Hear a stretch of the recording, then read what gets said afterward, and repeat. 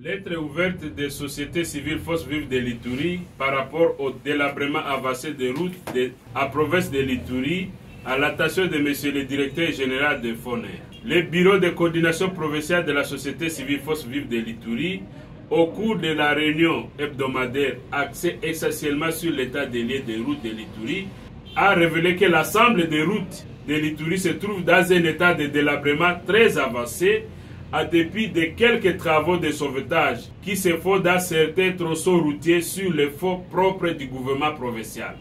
La province de l'Ituri, issue des démembrements de la grande province orientale, ne cesse depuis 2015 de connaître l'état difficile jusqu'à nos jours. L'insécurité et les conflits ainsi que les infrastructures sont des maux qui rongent plus la province de l'Ituri. On note en plus des tracasseries routières dues à l'érection multiple de barrières militaires, policières et groupes armés, la dégradation très avancée des routes nationales, provinciales comme des dessertes agricoles. Les véhicules des opérateurs économiques tombent régulièrement le long des routes et s'amortissent plus tôt que prévu à cause des mauvais états des routes. D'où la hausse des prix des produits de première nécessité, faible mobilisation des recettes au profit du trésor public et un impact négatif sur les paniers des ménagères. Cependant, la population de l'Ituri est soumise à plusieurs taxes, notamment les FONER.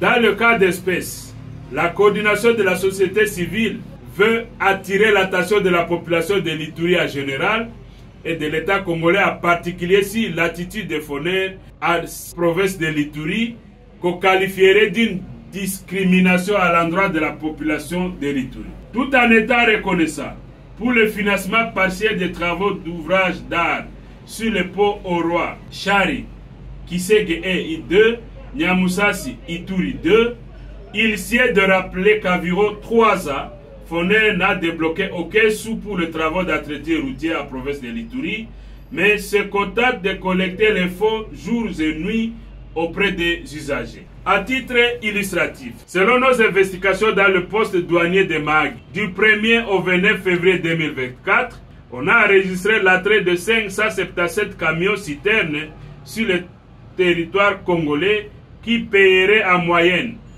$3100 à la DGDA au code de FONER. Supposons que 577 camions, c'est ça la moyenne, n'est-ce pas, des camions qui entrent mensuellement à la République démocratique du Congo par le poste douanier de Mahagi. Pour une année alors, on enregistrerait 6924 camions citernes. Donc, on aura 577 multiplié par $3100 qui va nous donner 1 788 700 seulement pour le mois de février 2024, qui va être 21 464 400 $ pour l'année 2024. Pour 3 ans, si nous reculons à 2021 et 2023, le poste douanier de Mahagi aura produit 21 466 400 $ fois 3 ans, qui nous donne 64 393 200 $ pour les 3 années. Si l'on considère que les travaux d'entretien à terre bâtie coûtent 3500 $, seules les recettes des postes douaniers de Mahagi pourraient entretenir environ 18 398 km de route durant 3 ans, sans faire allusion aux recettes perçues au code de FONER dans les postes douaniers de Kengezi-Base et de Voura à territoire d'Aru.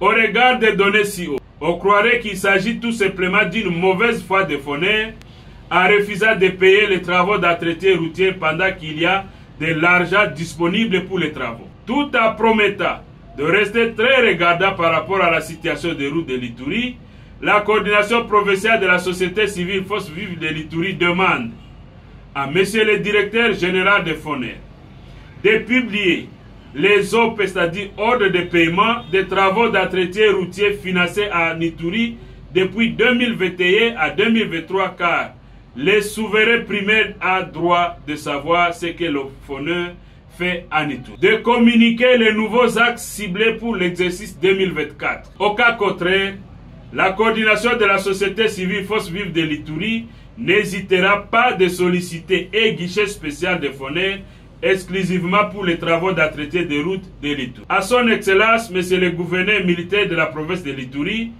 de créer par voie d'arrêté un comité provincial mixte de suivi des travaux d'entretien routier de l'Ituri. Et si fait à Bunia le 5 avril 2024 pour le bureau de la coordination, ingénieur Dieudonné Losadekana, coordonnateur.